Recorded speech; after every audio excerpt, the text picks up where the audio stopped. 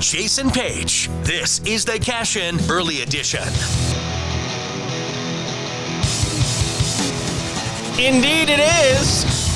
Good to have you with us on a Friday edition of the show. Wherever you get your podcasts, we appreciate you checking us out. We're now on every podcasting platform, if you don't know.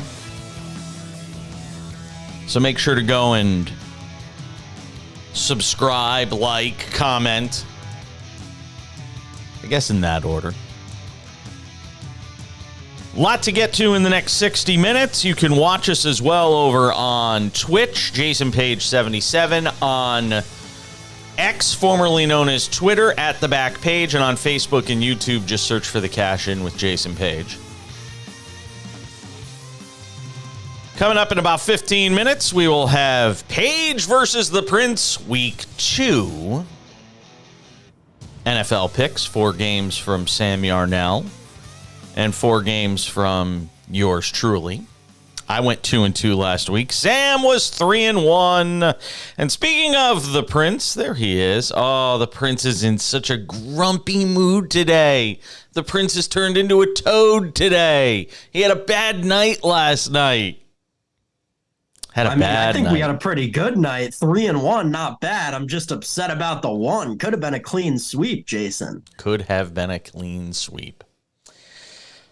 Well, let's talk about the game, Sam. I mean, look, I was surprised it went over, obviously, as I liked the under, and the way the game started, it certainly looked that way. That first quarter was about as bad a quarter of football as you will see between two high-level professional football teams. Fumbles, botched snaps, interception. I mean, it was terrible. And then all of a sudden, the last 3 quarters, the game just caught fire. You had a lot of running of the football in the first half. Philadelphia couldn't get anything going in the passing game in the first half. So they said, you know what? If they're gonna basically shut down and take away our passing game, we'll just hand the ball off to DeAndre Swift all day. And he had a hell of a game. And I don't know why anybody's surprised. Anybody who watched him with the Lions knew this guy had ability. It's not shocking to me that DeAndre Swift played well in this game. Now, it might be shocking to some that he played this well, but DeAndre Swift is a solid NFL running back who, when you give him a lot of carries, I mean, last night he was the bell cow. He had a big night. Yeah, listen, I think it's interesting because definitely when DeAndre Swift left Detroit, right? I was one of many people who was kind of confused because the Lions seem to be turning the corner, and it seemed like DeAndre Swift was possibly even their more talented back. I know they had that tandem of backs that they ran last year, but I'm completely shocked by the fact that DeAndre Swift was able to make it. I mean, I get he probably took a hometown discount playing in the city that he grew up in, but, DeAndre Swift is a great running back, and I think that a lot of people undersold him this past offseason. He's proven a lot of haters wrong right now, Jason, and I think he's going to continue to do it the rest of the season. 34-28 the final. Now, from a handicapping perspective, this had backdoor. You could see it with 2 minutes left, and Minnesota with the football, or 2.5 minutes left, whatever it was, and Minnesota with the football. Down by, I think it was 13 at that point. You could see this thing had backdoor cover written all over it. You got the Eagles playing to the scoreboard, and Minnesota marches right down the field. There was nearly a turnover on that drive, which just breaks your heart because that would have ended it. That would have taken care of everything. And instead, we see what happens. 34-28 the final. Over and out. Yeah, tough. Can I show people the texts from Sam Yarnell last night? Yep. Hold on. It was oh my god, oh my god, oh my god. Yeah, it was something like that. It was oh my god, oh my god, oh my god. This is a sick joke because my co-host Jason Page had been texting me for 15 minutes beforehand about how the backdoor cover was very much in play, and I wasn't even thinking about it until then because I was so concerned with getting to the over. So Captain Mush over here. I was gonna tell you know what the funny thing is. And I sent this note to Sam. I said, it's a good thing sports betting isn't legal in California, because I might have broken a TV last night. Like I might have just tossed our relatively new TV right out the window last night if things had gone that way. The total I never felt comfortable with. So I said under, but I made it clear yesterday on the show that wasn't the bet for me. The bet was 6.5. And as soon as Minnesota got the ball with whatever it was, a little over 2 minutes left, as soon as they got the football back, I said, this game's over. It's over. There is no such thing as a mush. It does not exist. Jinxes don't exist. Talking about no-hitters during no-hitters doesn't matter. It doesn't matter. It is not rational. And for somebody like you who is college educated, then again, so is George W. Bush. It's for somebody like you that was college educated to sit there and say, oh, jinxes exist, stop talking about the game, all of this stuff. You do realize how completely irrational this is, right? Listen, I'm just saying the backdoor cover wasn't even a possibility until you brought it up. And then you put the energy out there into the world, and the world gladly accepted that energy and manifested it into the truth, into reality. Did you work a parlay? Did you do a parlay on that game, or did you just do it straight up? No. All straights. We were on. So we had the double unit whammy play on the over because I was so confident in the over. Cashed that. Had the single unit on the Eagles minus the 6.5, which again would have been a winner if you didn't text me halfway through the game or 3/4 of the way through the game and say there's a backdoor cover coming. And we were on Kirk Cousins over passing yards, yes, which I believe you also fought me on, and he threw for almost 370 yards. I didn't fight it. I could have argued it both ways, and I said it yesterday on the show. I thought the possibility for that was if they got behind big, and that's what happened. They got behind big enough that he wound up having to throw the ball all over the place. So I wasn't terribly shocking. Like I said, I like to take one thing and hammer it, and if I had taken one thing and hammered it last night, I would have been hammered. Because I would have been the nail, because I absolutely loved the minus 6.5. But let's talk about it from a non-gambling perspective here. Minnesota's 0-2, and they have not looked very good in that 0-2. You had the turnover from Justin Jefferson down in the red zone. You had a couple of turnovers down there in the red zone. This team's 0-2, and you know what? Credit to Al Michaels for saying it during the broadcast last night. He's spot on, and everybody said it. It's regression to the mean. I mean, this team played a ton of close games last year. They gave up more points than they scored over the course of 17 games. We should not be shocked. And they lost Dalvin Cook. This team, we should not be shocked that this team is 0-2. I'm not surprised. I think I am, but only because it seemed like Kevin Stefanski was actually a decent coach last year. And to an extent, the record that they had wasn't necessarily truthful or real. It was fraudulent. They were frauds. I think that Stefanski has an ability to, how can I put this? He brings a very youthful element to coaching that I think is why they win so many close games.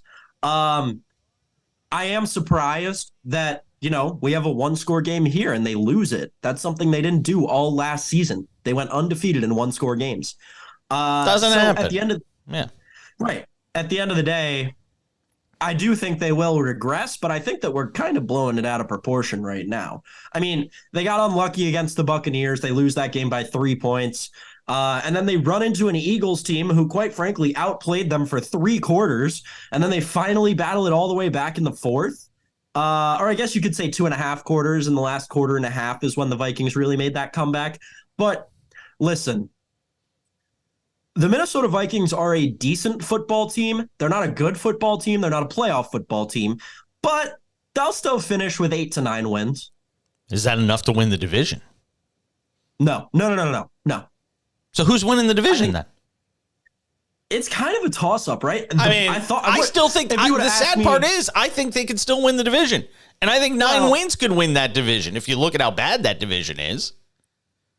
Are we going to bet against Detroit? It's still Detroit. I like Detroit. Still got to see it. Detroit. if Jordan Love runs into one this year, it could be the Packers. They've looked all right through the first week, right? Going into the second week, we'll see how they do with that Atlanta defense and that Atlanta run game.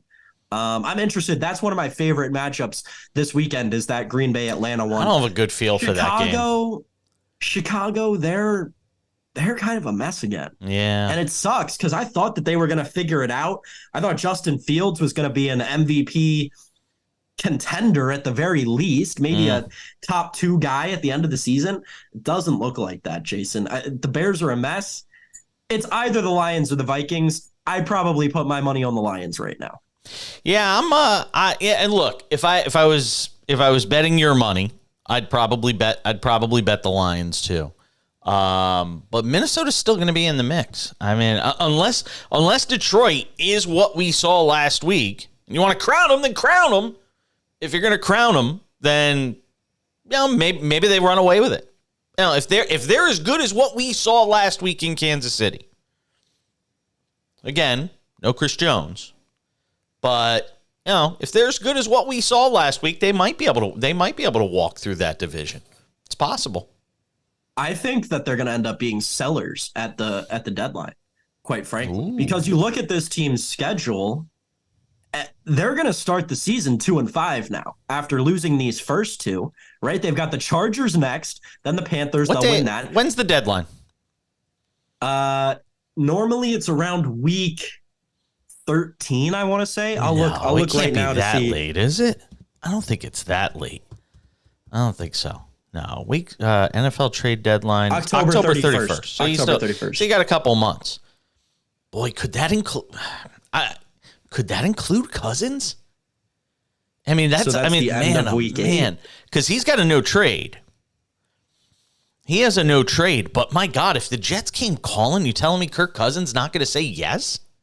Correct. I am telling you that, and here's exactly why. One of many reasons. One, Kirk Cousins never, ever, ever, ever wants to play in a market that has that much media pressure on it again. He didn't do very well when he was in Washington, which is the 6th largest media market. Let him go to the number 1 now. He's going to get torn apart by that media. Second, Kirk Cousins, as he showed in that quarterback documentary on Netflix, very much a family man, a religious guy. I don't think he's going to want to pick his entire family up in the middle of the school year. But it's a rental. He's only going to be there a half a year. But it's Kirk Cousins. He doesn't want to be away from his family and his wife who picks out his game day outfits for half a year. He doesn't want to pick them up and move them in the middle of October. He doesn't have to move them if it's for a half a year. I'm not buying it. I don't know. I'm not buying it, man. Look, the guy is on the back 9 of his career. He's still good enough. I mean, you're telling me Kirk Cousins doesn't make the Jets a Super Bowl contender again? No. I think he does. No. I think he does. No way. I think he still can. How? What playoff experience does Kirk Cousins have that's going to take a new, young team all the way to the Super Bowl? He has no playoff experience. First of all, they're not that young. They have some veteran guys on the offensive side of the ball. Okay? That's first of all. Secondly, just because Brad Johnson went an entire career and couldn't win a Super Bowl. Then he goes to Tampa Bay at the end of his career. By the way, there's kind of some things that ring true here. Great defensive team, Tampa Bay was. And they brought in a veteran quarterback in Brad Johnson. They were able to win a Super Bowl. I'm not saying it's a lock if the Jets get Kirk Cousins that they're a Super Bowl team. But you'd be hard pressed to find a better option for a win now team and a better fit because of the fact that you don't have to worry about him past the end of the year. No Aaron Rodgers' feelings aren't going to be hurt. I think Kirk Cousins makes a ton of sense.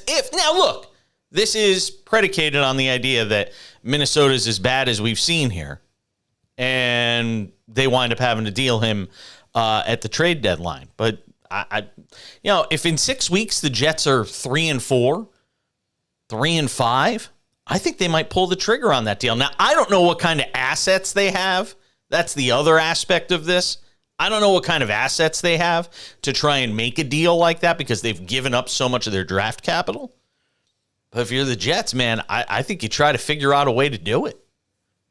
They have a 2024 third rounder. Yeah. 2024 Broncos fourth rounder, their own fourth rounder, and their own sixth rounder. In 2025, they have 1 through 6, and in 2026, they have full. So you're trading your 2025 and 2026 firsts for Kirk Cousins. You already went all in, though. Cousins. You already decided you were going all in when you went and got Aaron Rodgers anyway. Oh my God. If you're all in already. Oh my God. I can't believe we're sitting here justifying trading a first round pick for a Kirk Cousins rental. Well, that may not be what they have to give up. I don't see Minnesota taking anything less than that, especially with the competitiveness of their team and the investment that they've made in Kirk Cousins. No, competitiveness. They're 0-2 right now. I'm just saying. They're 0-2 right now. Right. Through a fluky first game against the Buccaneers, right? Who no one had any film on. Why do we say fluky? Because it's Baker Mayfield starting in his first week with a new team. No one knew what that offense was going to be like, and no one could game plan for it properly because it was Schrodinger's offense. Maybe the Vikings aren't that good. Dead and alive at the same time. Maybe Minnesota's just not that good. But see, if they weren't that good, they wouldn't have covered last night. Minnesota. Well, it's a backdoor cover, though. Come on. It doesn't matter. Of course it does. It doesn't matter because at the end of the day, they were close to winning that game. No, they weren't. They had an onside Yes, kick. they were. They had an onside kick with 15 seconds left that gets recovered 3.5% of the time. Come on. Minnesota, by the way, Minnesota right now to make the playoffs. Wow. Plus 210. Yes. Yeah. Minus 265. No.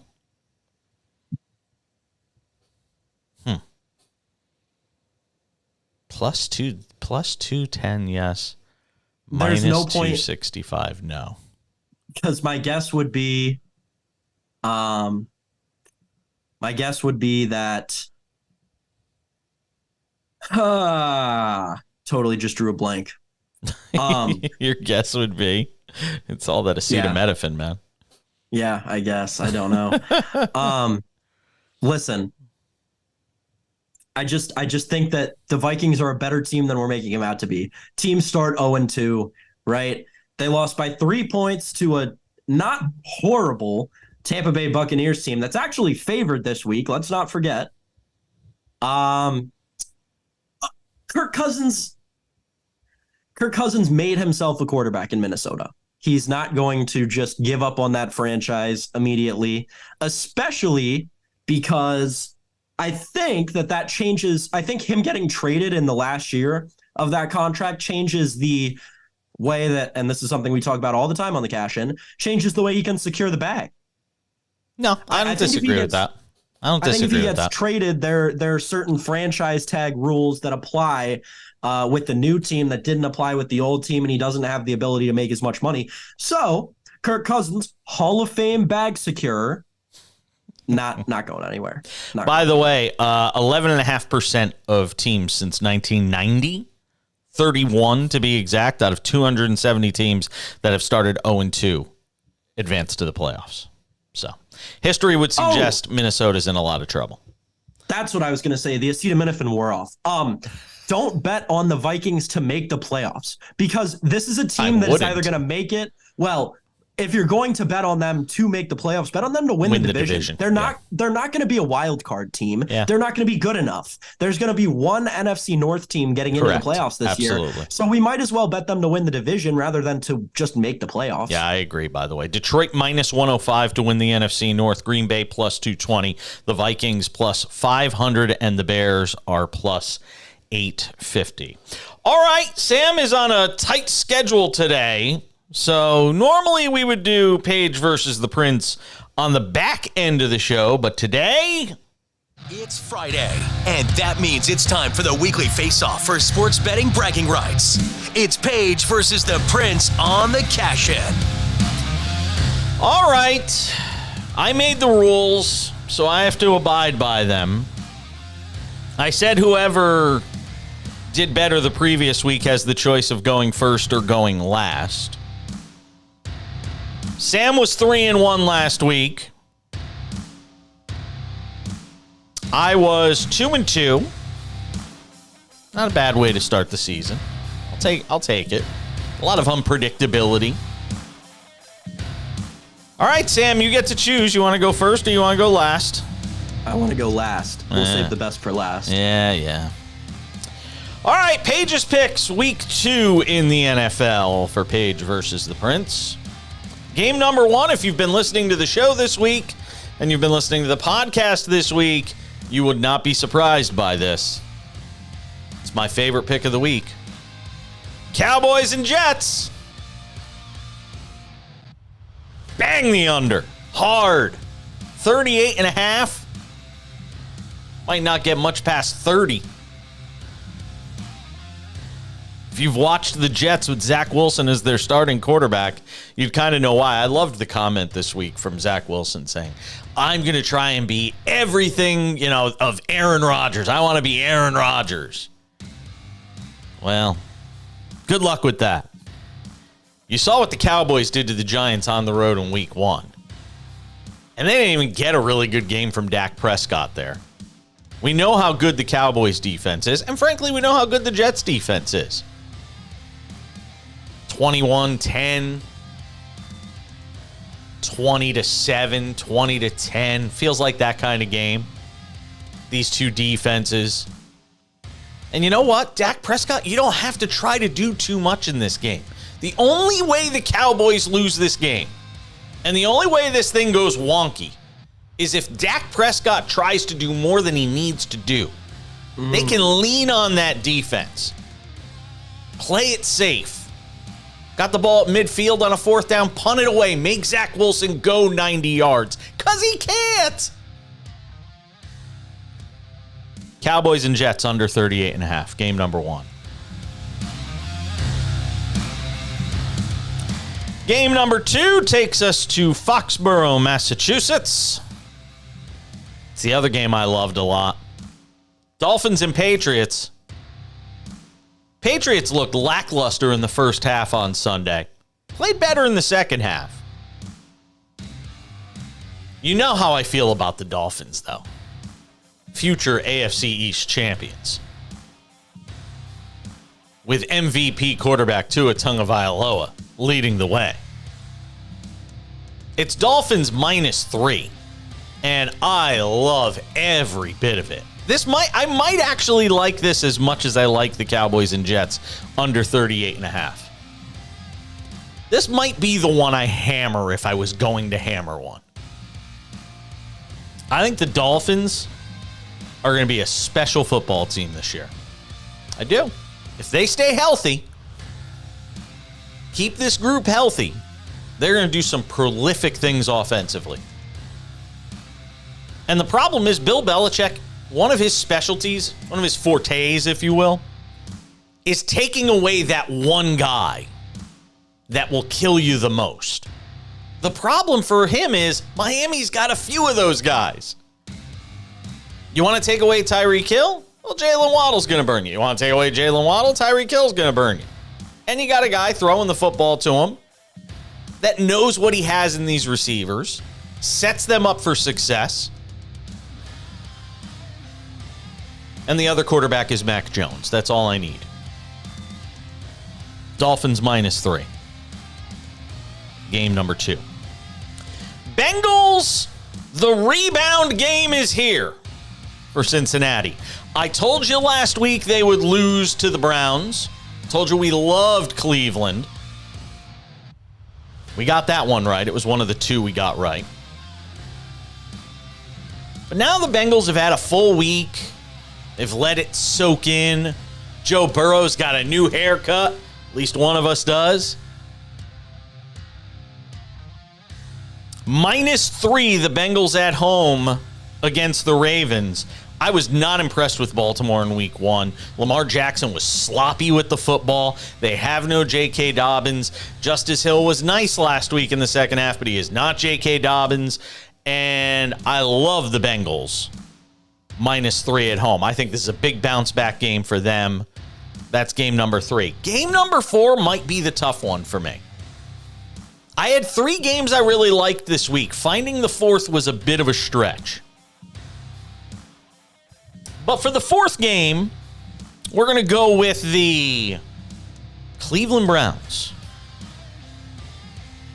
At home against the Steelers. -4.5. I was impressed with Cleveland in week 1. They didn't play their best football, and they beat a good football team. I think Cleveland... I'm sorry, that game is in Pittsburgh. Sorry, I said it was in Cleveland. In Pittsburgh. And the Steelers... Look, I am not a Kenny Pickett guy. I have made this known. And I'm not a Deshaun Watson fan, but I am a Deshaun Watson guy. The guy can play. I like Cleveland on the road. It's actually now, that line is now... Wow, has that line dropped that much? Is that possible? It's down to 2.5. It went from 4.5 to 2.5. Did I misread it? Looks like it. So it's now Steelers plus 2.5. I love it even more. I think Cleveland gets a win in week 2. By the way, Cleveland is -187 to make the playoffs. That's crazy. I mean, the odds makers are telling you they think Cleveland's going to be a playoff team. -187. That's a big number. It's not my favorite game of the week of the 4 I have, but it is one of the games. Cowboys and Jets under 38.5. The Dolphins -3 at the Patriots. The Bengals -3 at home against the Ravens. And the Browns -2.5, that revised line, at Pittsburgh against the Steelers. Week 2, Jason Page. Page's picks. All right, Sam. Tell me what you got. For the winners. Oh, the winners. There it is. All right, so folks, first pick is the beginning of a system. And I think this system's going to play all year long, but I'm at least going to ride it through the first, 5 weeks of the season. That system is the fact that the Atlanta Falcons do nothing besides run the ball. I have investments in Kyle Pitts, in Drake London, throughout my fantasy leagues. And I've done this multiple years in a row. I had Drake London last year and Kyle Pitts in a different league. But they just never throw the ball. All this team does is run, run, run. Whether it's Tyler Algier, whether it's Cordero Patterson, whether it's this year, Bijan Robinson. And what are we going to do with that? We're going to take it and bet the under all year long because it worked out last year, and I think it's going to work out again this year. So the first play is going to be Packers, Falcons under 40.5. Now, I like this even more because I don't think Jordan Love figures it out against this Atlanta defense. Now, that compiled on top of the fact that I think Atlanta's just going to run the air out of the ball for the entire game really, really gives me an inclination towards this under down in Atlanta between the Packers and Falcons. Next, your boy, Jay Hizzle, Justin Herbert, and the Los Angeles Chargers -3 at Braves and the Tennessee Titans. Now, I think this is more of a get-right spot for the Chargers than it is an indictment on the Titans and their defense. I really think that loss to Miami last week pissed them off, and they're going to come back this week and just lay the hammer on the Tennessee Titans. If you had to tell me that this game was going to be the quickest game of the week and it's just a throat slashing, a curb stomping that's over in 2.5 hours, I'd buy that 6 ways to Sunday. I really think the Chargers are going to come out and try to hit home runs against the Tennessee Titans, and I think it probably will work. So I'm going to lay the 3 with the Chargers. All right, next pick. The 49ers and your boy Brock Montana laying the 7 in LA against the Rams, just down the coast in Cali. Listen, I don't think the Rams are really... I think we kind of fooled ourselves with the notion that after week 1, the Rams were actually going to be this great team and that they could be competitive with the Seahawks and maybe they'll compete for the NFC West. I'm tired of it. Come on. The Rams are going to ram. Now, Matt Stafford's great, but Puka Nacua is not going to make up for the loss of Cooper Kupp, right? Same with Tutu Atwell. Neither of them are going to come even close to making up for the loss of Cooper Kupp. And on the other side of the ball, the 49ers offense looked pretty good in week 1.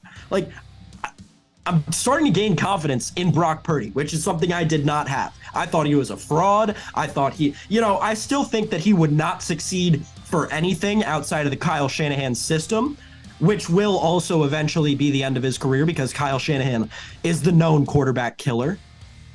Besides the point, that's all for us to worry about in the future. What matters this week is that the 49ers are going to beat the Los Angeles Rams by more than 7, lay the 7 with San Francisco. Now, last pick. It's a total pick. And Jason, I will give you a little bit of insight into the Prince of Picks camp here. Oh, yeah.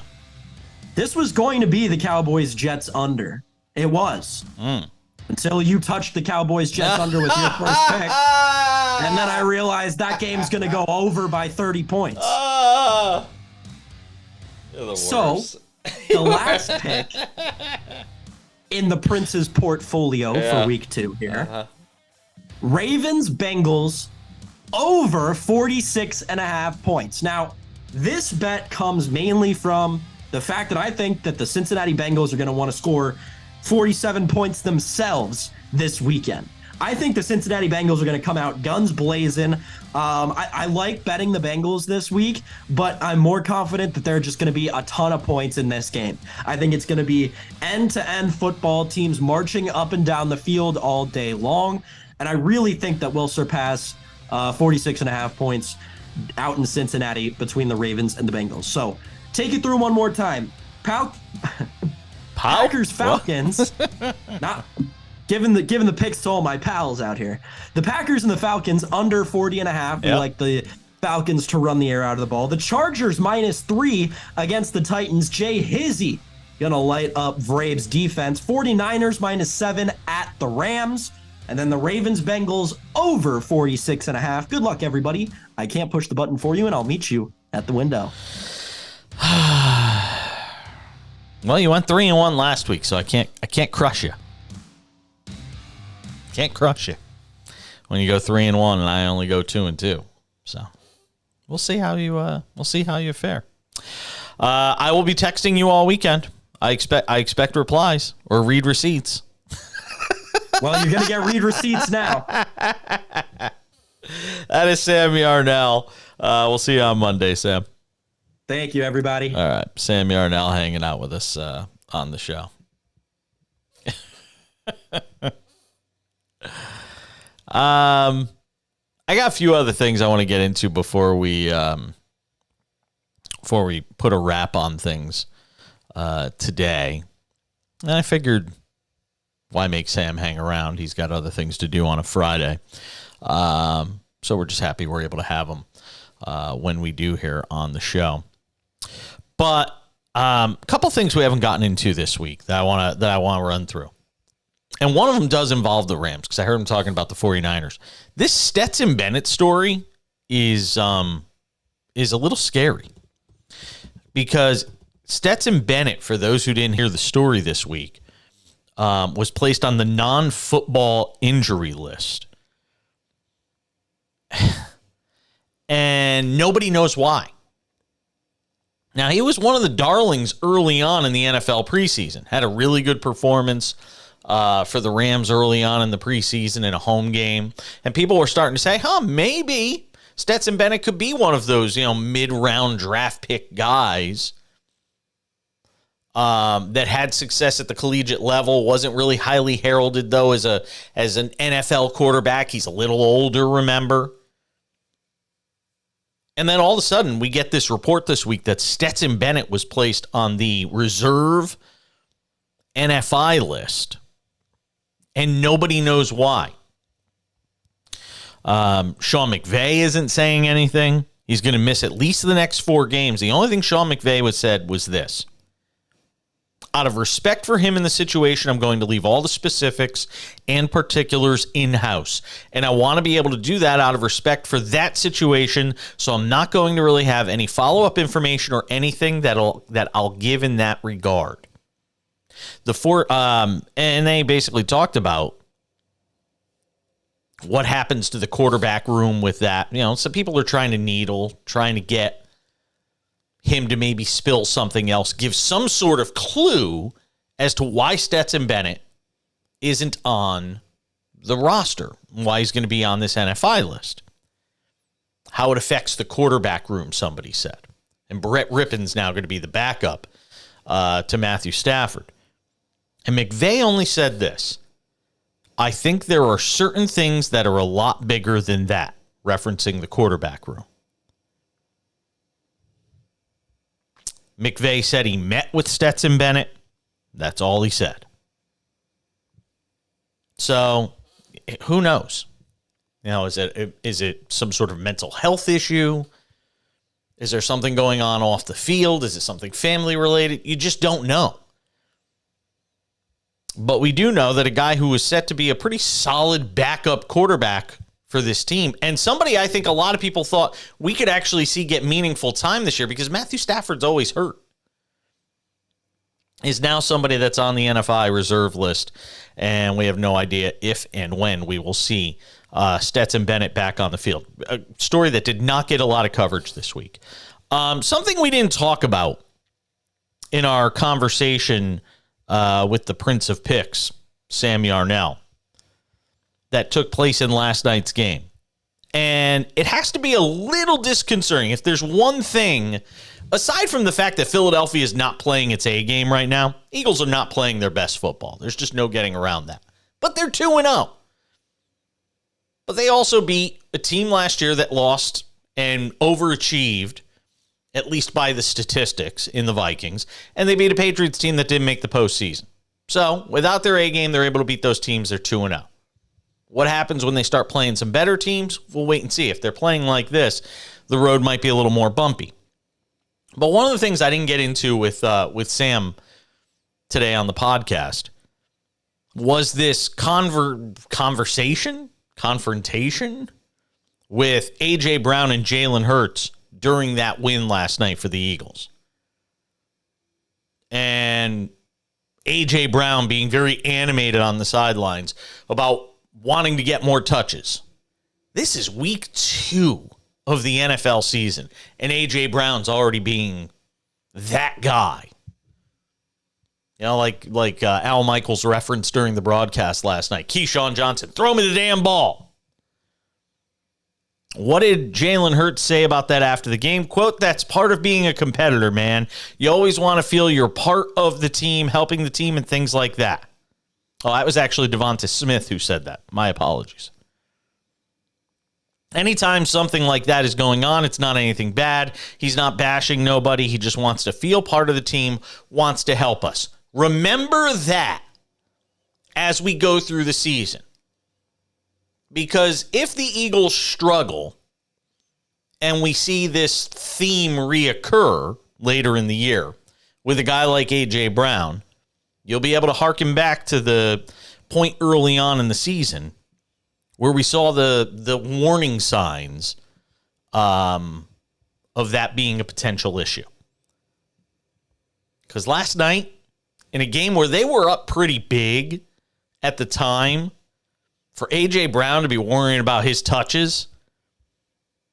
And look, just to rewind all this back for a second, there's a lot involved here. And I don't know the specifics of A.J. Brown's contract or anybody's contract for that matter. But a lot of guys have incentives in their deals. You know, when you see a guy upset that he gets stopped at the half-yard line and then, you know, Jalen Hurts runs it in for a touchdown or another QB on another team runs in a ball for a touchdown, guys are mad because those touchdowns are dollars. There are incentives built into a lot of these guys' deals.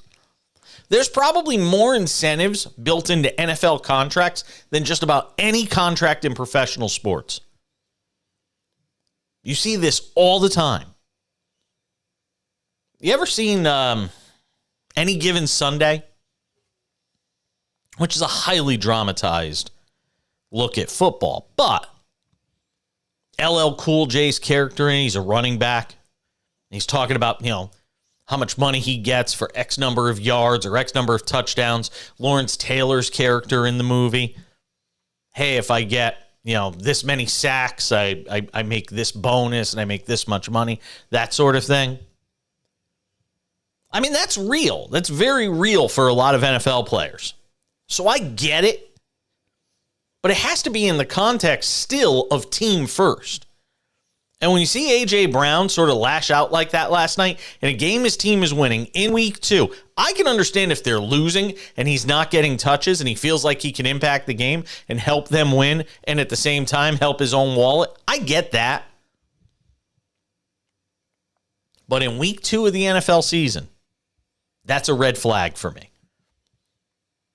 So keep an eye on that over the next, several weeks, depending on how things go here. Aaron Rodgers was talking again yesterday. Well, through social media.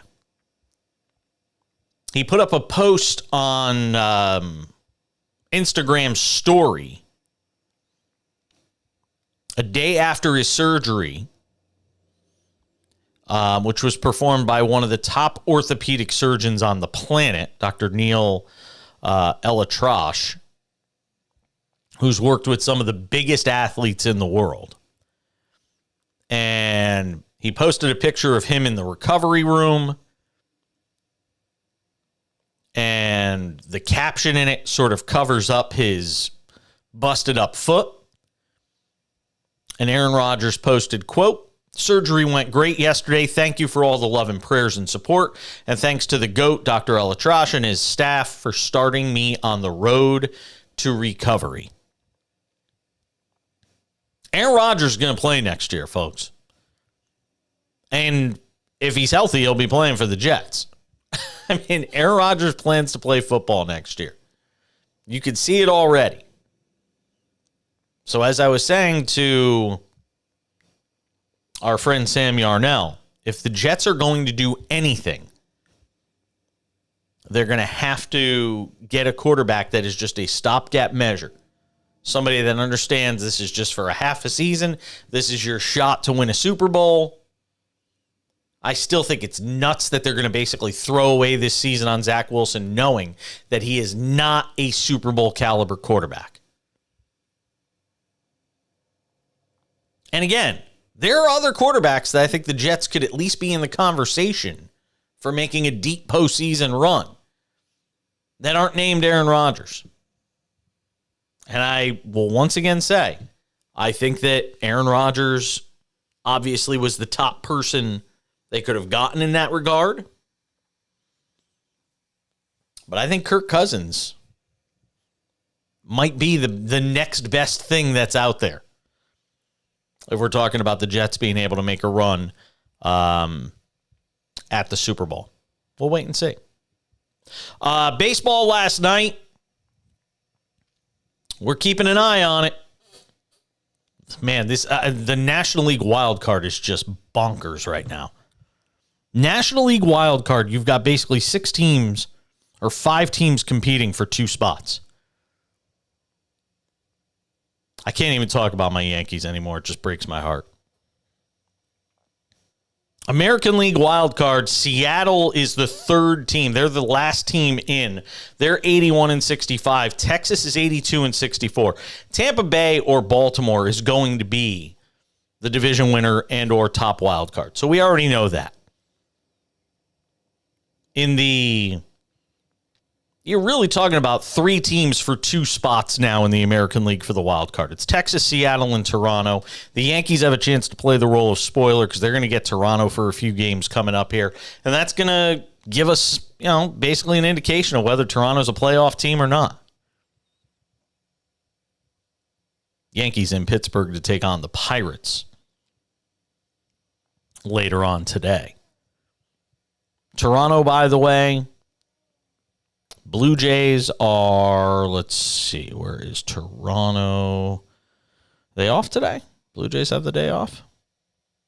Looks like it. No, they're home for the Red Sox. So basically last gasp here for the Red Sox. They're pretty much done. Them and the Yankees both 7.5 back in that 3rd wild card spot. But Toronto just 2 back of Seattle on the loss side as the AL wild card turns. National League, I said it's bonkers. How about this? You've basically got Philadelphia 79-67. They're pretty secure in the top wild card spot. The Cubs are the number 2 wild card. They have 69 losses. Then you've got San Francisco with 71 losses. They're the 3rd wild card. Followed by Arizona, Cincinnati, and Miami, who are all at 72 losses, just 1 loss behind San Francisco.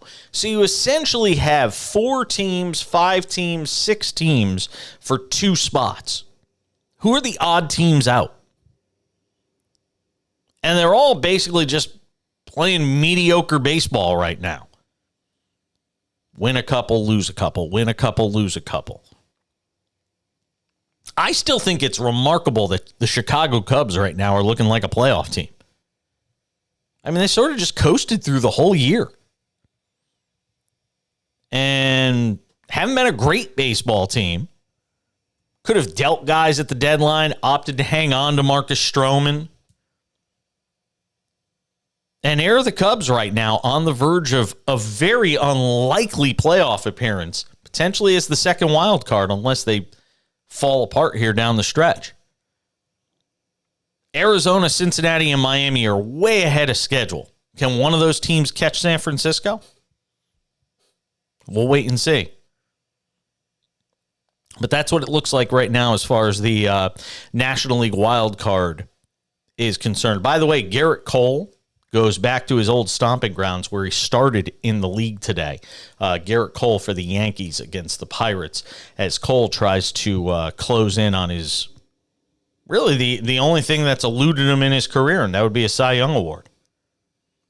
13-4, 2.79 ERA. He is the leader in the clubhouse right now for the Cy Young Award. I don't know if there's still odds available on that. We'll check on it real quick. Let's see here. Player awards. American League Cy Young, yeah. Garrett Cole's minus 2,200 right now for the American League Cy Young Award. So you really don't even need to look beyond that. National League MVP right now, Ronald Acuna Jr. is minus 900. Mookie Betts is plus 600. National League Cy Young, Blake Snell minus 360. Justin Steele is plus 260. American League Rookie of the Year, it's now Gunnar Henderson's to lose. He is minus 7,000. The injury to Josh Young dooming his hopes. Tristan Cassis is plus 3,000. Do we have a National League Rookie of the Year? I guess not. Nothing listed for National League Rookie of the Year. But Gunnar Henderson looks like he's going to get his Rookie of the Year honors, and he's had a fantastic year for an Orioles team that is on the verge of potentially doing something really special as we get ready for baseball's postseason, which they will almost certainly be a part of. All right, that's going to wrap it up for us today. We'll cut it a couple of minutes early today.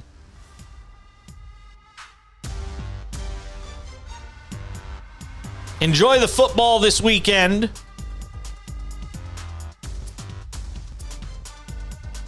Again, my picks, in case you missed them. Cowboys and Jets under 38.5.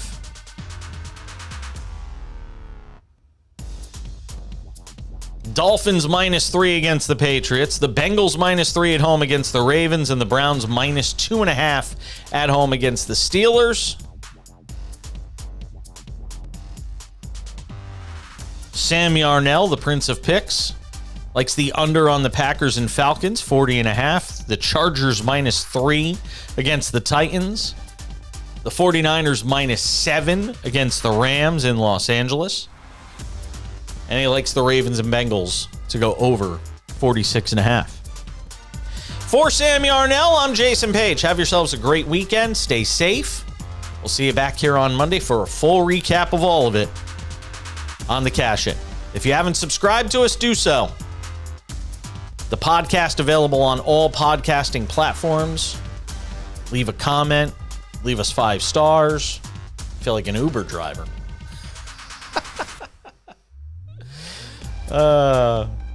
We'll see you all later. Have a great weekend.